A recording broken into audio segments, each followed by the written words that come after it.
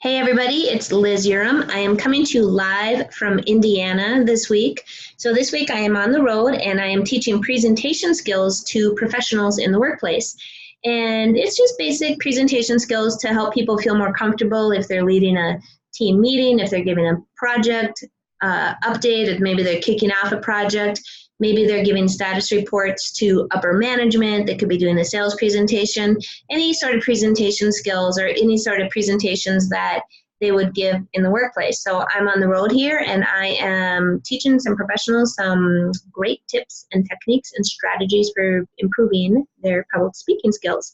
Well, one of the things that we're having some fun with this week is talking about different techniques that people are taught in order to improve their public speaking skills.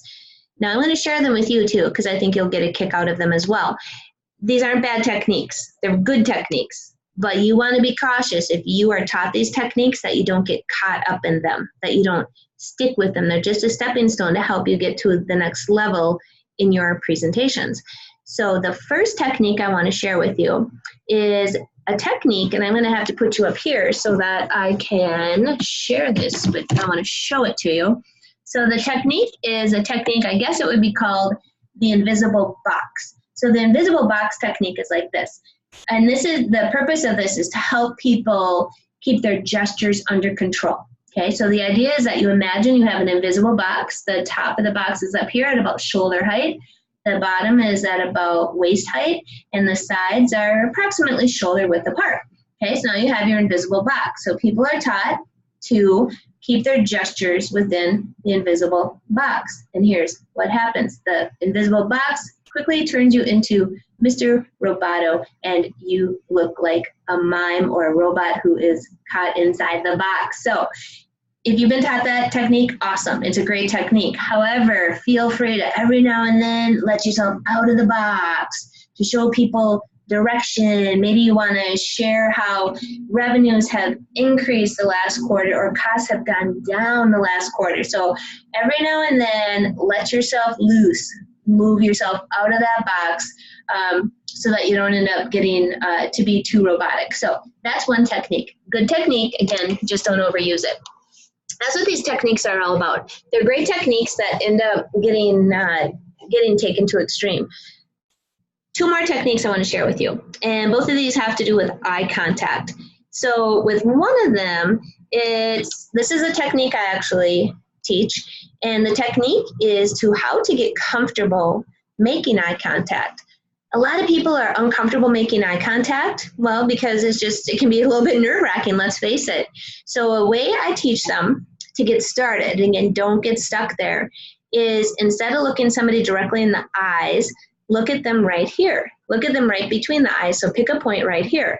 Now, here's the caution with this. You will be very comfortable looking at somebody right between the eyes. The other person thinks that you're looking at them, because it's close enough. But the problem is that you might lock in. You're locked and loaded. You've got a bead on them. And now that technique becomes a laser beam. Now you have become a laser beam. And what will happen is that your poor audience member or the person sitting in on your presentation is going to get really uncomfortable. They're like, stop looking at me. Just stop it. So be cautious about that. Good starting point. Just don't stay there for too long.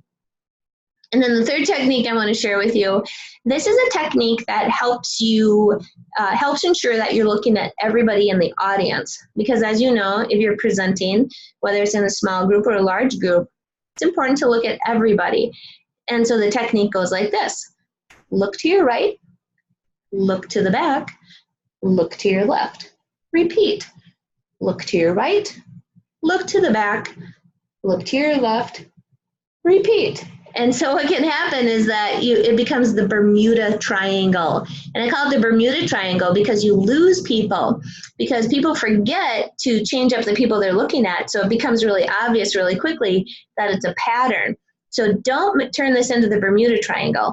Change it up a little bit. Maybe you look to the right, you look to the back, you look back to the right, zip on over to the left. You can change it up a little bit. So All really good techniques for getting started. Just make sure that you don't stay there. So we're having some fun here in Indiana, and I hope you're having a great week, and I will talk to you soon.